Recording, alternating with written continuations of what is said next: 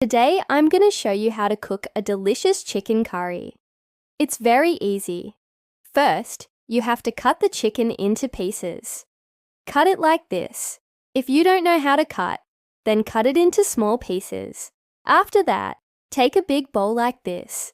This is the required spices for the chicken curry. You need turmeric powder, chili powder, coriander powder, cumin, black pepper powder, garam masala, salt and oil. All these spices are very essential for the chicken curry. After that, we need tomato puree and lemon juice. First, put all the spices in the bowl like this. Then add some salt and mix it well. After that, add the chicken pieces and mix it well with the spices. Then add some oil and mix it again. And now it's time to put it on the fire. You need a big pan or kadai like this.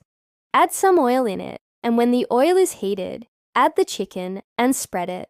Now cover the pan and cook the chicken on medium flame.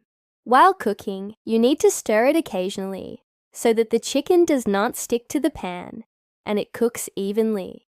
After 10 minutes of cooking, add 1 cup of water in it and then again cover the pan and let it cook on low flame for 20 minutes. After 20 minutes, check if the chicken is fully cooked or not, and you can see the chicken is fully cooked. Then turn off the gas and add some lemon juice in it. Mix it well, and it's ready to serve. Now take a plate and make some space in the middle and arrange the chicken curry in the center of the plate like this. And now garnish it with some coriander leaves. And you can also add some onion rings or sliced onions as shown here. And now you can have it with rice, chapati, roti, or any other thing. So try this easy and simple chicken curry recipe at home and do share it with your family and friends. And if you like this video, then hit the like button and subscribe to the channel. Thank you.